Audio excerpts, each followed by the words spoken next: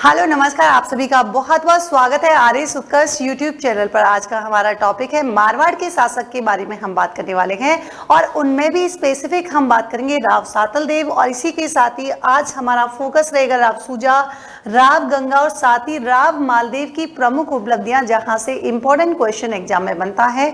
और सबसे इंपॉर्टेंट इसमें जो राजा है उसका नाम है राव मालदेव, लेकिन यहाँ पर जितने भी इंपॉर्टेंट है उनके बारे में हम लोग डिस्कस करने वाले हैं। तो आइए यहाँ पर शुरुआत करते हैं कौन कौन से इंपॉर्टेंट फैक्ट हैं इसमें। देखिए, सबसे पहले हम बात करेंगे राव सातल देव की। तो इंपॉर्टेंट चीज क्या है कि आखिर ये सातल देव जो है था कौन। तो आपने कहा कि देखो मैम जोधा थी, राव जोधा, और ये वही हाड़ी रानी जिसका नाम क्या है जसमा देव, इन दोनों का पुत्र हुआ करता था कौन, आपके सातल देव। मैम एक बात बताओ, यहाँ पर जोधा ने क्या किया। जोधा ने जो है मतलब इसके जो बेटे हुआ करते थे, बड़े बड़े बेटे, उनको जो है क्या कर देती है, मतलब उनको उत्तराधिकारी नहीं बना के यहाँ पर शासक बनाया जाता है। किसको? सातल देव को बनाया जाता है। और इससे उसका जो दूसरा बड़ा बेटा होता है जिसका नाम था बीका, वो जांगल देश की तरफ चला जाता है और वहां पर जाने के बाद अलग से बसा लेता है क्या, बीकानेर। क्या पता नहीं जाता तो बीकानेर नहीं होता, लेकिन यहां पर आपको ध्यान रखना है जोधा और हाड़ी रानी का ही पुत्र हुआ करता था बीका,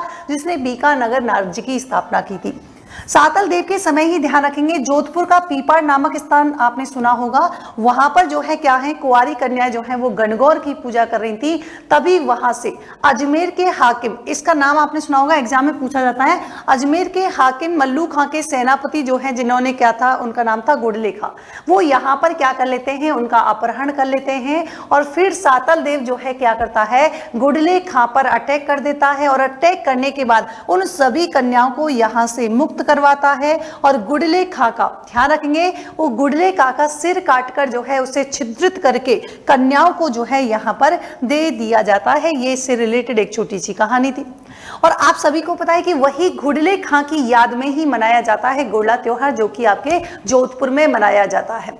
दूसरी इंपॉर्टेंट बात क्या है कि कोषाड़ा में ध्यान रखेंगे एक कन्फ्लिक्ट हो जाता है, राव और सातल देव जो है वो बुरी तरीके से घायल हो जाते हैं मुस्लिमों से यहाँ पर संघर्ष करते हुए, और फिर 1492 ईस्वी में हो जाती है इनकी मृत्यु। और इंपॉर्टेंट क्या है, जहां से हमारे एग्जाम में क्वेश्चन बन सकता है कि देखिए सातल देव की रानी हुआ करती थी फूला बटियाणी, और फूला बटियाणी के द्वारा ही जोधपुर में क्या बनवाया गया है, तो जोधपुर में फूले लाभ तालाब। फूले से ध्यान रखना, फूले से फूला, और फूला किसकी, फूला हो जाएगी आपके सातल देव की। तो इन्होंने जो है यहाँ पर तालाब का निर्माण किया था, एग्जाम में पूछा जाता है। दूसरे हमारे इंपॉर्टेंट शासक आते हैं राव सूजा, जिनका टाइम पीरियड 1492 ईस्वी से 1515 ईस्वी रहना है। राव सूजा के शासन के दौरान ही बीका ने क्या किया, अपने पिता जोधा के कहे अनुसार ही जो है सूजा के जो राज चिन्ह थे और इसी के साथ जो छत्र वगैरह थे, इन सब की क्या है यहाँ पर मांग की कि भैया आप हमें दे दीजिए। लेकिन यहाँ पर जो है जिसे देने से क्या है, सूजा ने यहाँ पर मना कर दिया। अतः बीका ने क्या किया, बीका ने जो है जोधपुर आक्रमण कर दिया।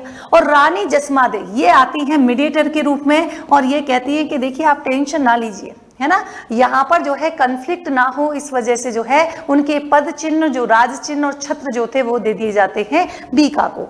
सूजा के शासन काल में ही मेड़ता पर क्या हो जाता है, बीरम देव ने अपना स्वतंत्र राज्य स्थापित कर लेता है। दूसरी इंपॉर्टेंट बात आती है कि राव सूजा की मृत्यु कब हुई थी, 1515 ईस्वी पे। लेकिन इंपॉर्टेंट बात मैं बताऊं जहां से एग्जाम में क्वेश्चन बनता है, राव गंगा का मैं बताऊंगी आपको एक इंपॉर्टेंट फैक्ट। 1515 ईस्वी से 1532 तक इसका शासनकाल रहा। ये एग्जाम में मैंने कहा डेट नहीं पूछी जाती है। ये किसके पुत्र थे, तो बागा जी के पुत्र, और साथ में हम कह रहे हैं कि जो राव सूजा था उसका यहाँ पर कौन था, पुत्र था।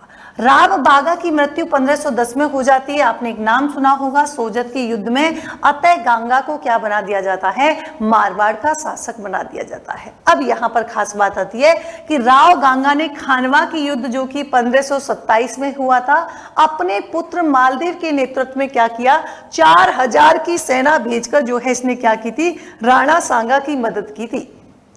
राणा सांगा जो होते हैं उसने अपनी पुत्री पद्मावती का विवाह जो है वो कर देता है राव सांगा से। किससे करता है, राव गंगा से, सांगा से नहीं सॉरी, गंगा से कर देता है राणा सांगा। राव गंगा ने जो गांगलाव तालाब जो है, ध्यान रखेंगे आपसे यहाँ से इंपॉर्टेंट क्वेश्चन पूछा जाता है कौन कौन से, कि गंगा की बावड़ी और गंग श्याम जी के मंदिर का जो है निर्माण किसके द्वारा करवाया गया था? तो आप कहेंगे राव गांगा के द्वारा करवाया गया था।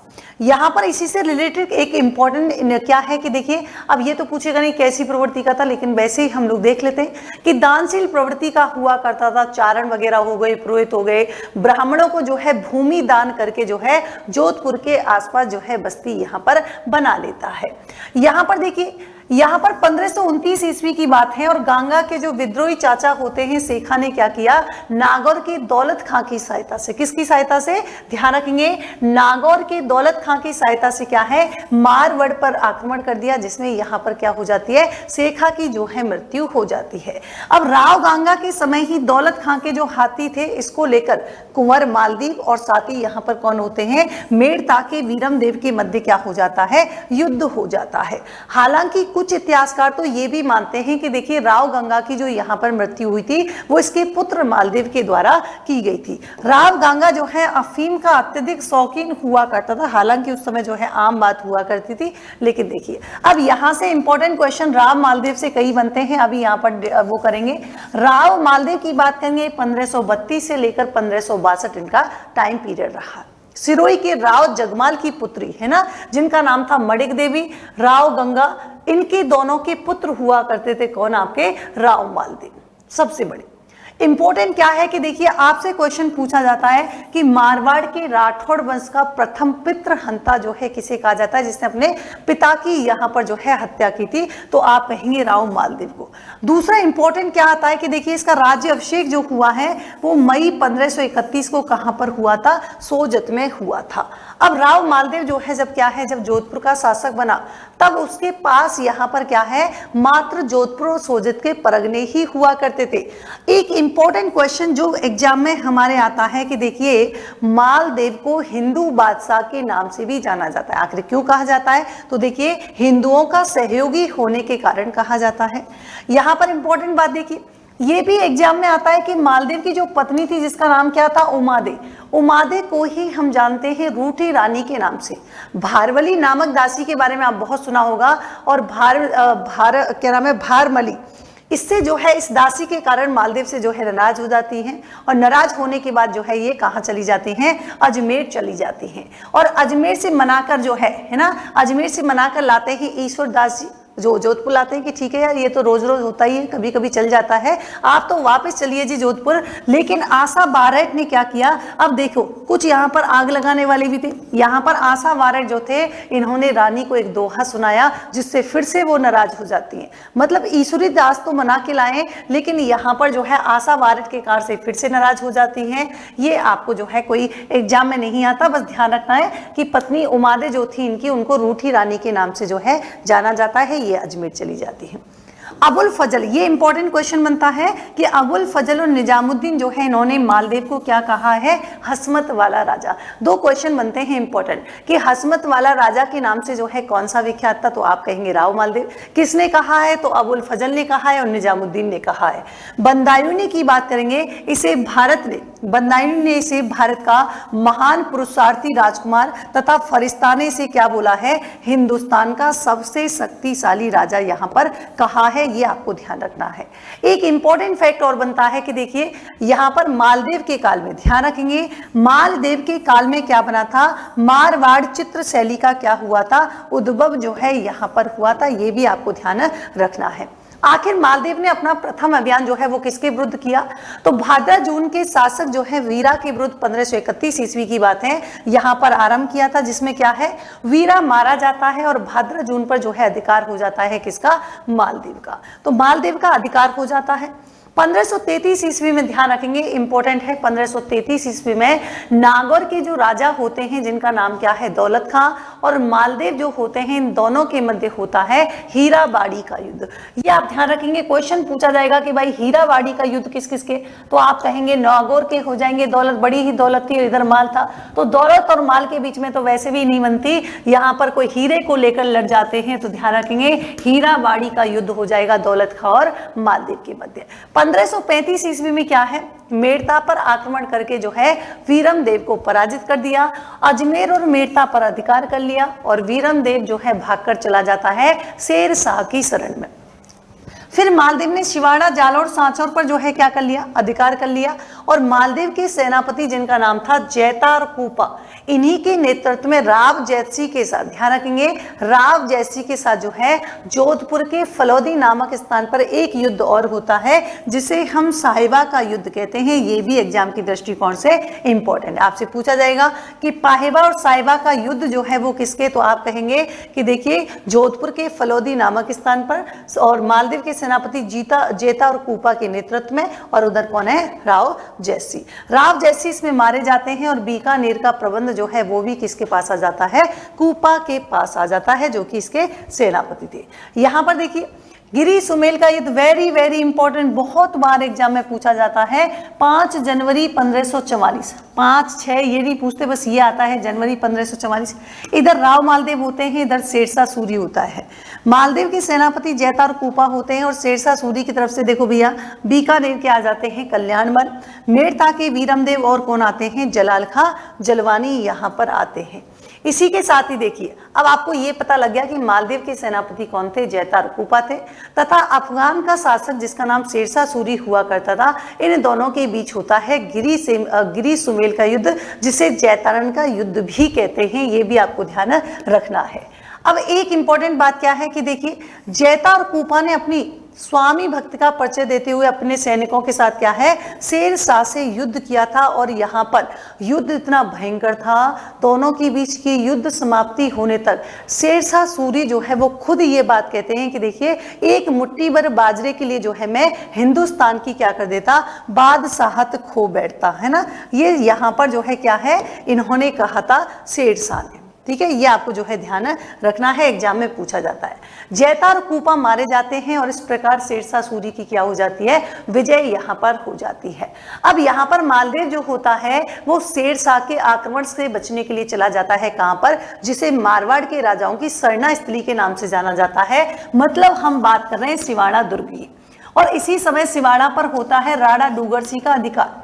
अब क्या है, यहां पर आपसे क्वेश्चन पूछा जाए कि भैया देखिए कालिंजर के युद्ध के दौरान ही क्या होती है, शेरशाह सूरी की मृत्यु होती है। तो किस युद्ध के दौरान शेरशाह सूरी की मौत हुई थी, कालिंजर युद्ध के दौरान। कब हुआ है, 1545 में हुआ है। फिर जोधपुर पर क्या है, जोधपुर पर जो है मालदेव ने फिर से अधिकार कर लिया। अब ध्यान रखेंगे कि यही बात नहीं हुई, फिर से 1557 ईस्वी में एक और युद्ध होता है जिसे हम हरमाड़ा का युद्ध कहते हैं, जिसमें मेवाड़ के शासक उदय सिंह को पराजित कर दिया जाता है। बात है 1562 ईस्वी में मालदेव की मृत्यु हो जाती है और उनकी पत्नी जो हुआ करती थी उमादे मालदेव, है ना, इनकी पगड़ी के साथ ही क्या हो जाती हैं, सती हो जाती हैं। और पति की किसी वस्तु के साथ सती होना जो है वो कौन सी प्रथा कहलाती है, अनुमरण प्रथा कहलाती है। Very very important. पहली बात तो अनुमरण प्रथा होती कौन सी है और फिर किसने, तो आपको ध्यान रखना है कि देखिए ये जो उमा मालदेव थी, उमादे के नाम से जानते थे, ये सती हो जाती है। मालदेव ने ही, ध्यान रखेंगे, मालदेव ने ही तारागढ़ दुर्ग, जिसे हम अजमेर के नाम से जानते हैं, वहां पर पानी की व्यवस्था की। मतलब तारागढ़ दुर्ग जो है वो अजमेर के अंदर ही। मालदेव ने मेड़ता, रिया, सोजत और पोखरण में किलों का निर्माण भी करवाया था। और जोधपुर में जो परकोटे बने हुए हैं उनका निर्माण भी किसके द्वारा किया गया है, तो आप कहेंगे भैया मालदेव के द्वारा। कवियों और विद्वानों को भी जो है आश्रय दिया करता था। एक नाम था ईसर दास जी, जो मैंने अभी बात की थी, और इसके अलावा आसानंद जी, जो कि इनके क्या थे, दरबारी विद्वान थे। और आसानंद ने तो ऐसा कहा जाता है कि पाहिबा के युद्ध में भी भाग लिया था। इनकी प्रमुख रचनाएं हैं जैसे उमादे भटियाड़ी रा कवित, भागा भारमली रा दुआ और गोगाजीरी पेड़ी, ये भी आपसे पूछ ली जाती है। ईसर दास जी की बात करेंगे तो हाला झालारी कुंडलिया, सूर सतसई मतलब देवी यार्ड, हरिरस, ये पश्चिमी राजस्थान में क्या है, लोक देवता भी हैं। ये भी आपको ध्यान रखना है। इनके काल में ही जो जैन लेखक थे जिनका नाम है महात्मा नरसेन, इन्होंने जिन रात्रि कथा की क्या की थी, रचना यहाँ पर की थी। तो ये था आज के इंपॉर्टेंट राजाओं से जुड़े हुए कुछ इंपॉर्टेंट तथ्य। यहाँ पर हमारे फेज 6 स्टार्ट हो चुका है 15 मई से। ये यहाँ पर जो है सर के मार्गदर्शन, जिनका नाम है डॉक्टर ललित के पवार, ये आरएस फाउंडेशन बैच है जोधपुर जयपुर, ऑलरेडी स्टार्ट हो चुका है। 32,000 स्टैंडर्ड फीस है, प्राइम फीस 37,000 रुपये है। आरएस मेंस में निर्मल टारगेट बैच है, निर्मल टेस्ट सीरीज टोटल 22 टेस्ट हैं, आप वो कर सकते हैं। ये भूपेंद्र सर के द्वारा इकोनॉमिक सर्वे कराया जाएगा, फ्री कोर्स है एकदम, उत्कर्ष ऐप में आपको जो है प्रोवाइड कर दिया जाएगा, वहां पर जाके देख सकते हैं। फ्री कोर्स है, उत्कर्ष ऐप पे अवेलेबल है। आज ही उत्कर्ष ऐप आप डाउनलोड करें, वहां पर आपको खूब सारे बैचेज हैं, जैसे RS foundation, RS means marathon और इकोनॉमिक सर्वे आपको जो है फ्री ऑफ कॉस्ट जो है अवेलेबल है उत्कर्ष ऐप पे। आपको उत्कर्ष ऐप डाउनलोड करना है। तो ये था आज का हमारा टॉपिक। ऐसे ही यूजफुल वीडियो के साथ और यूजफुल टॉपिक के साथ मैं फिर से मिलूंगी। तब तक के लिए thank you so much, take care, good night, bye bye.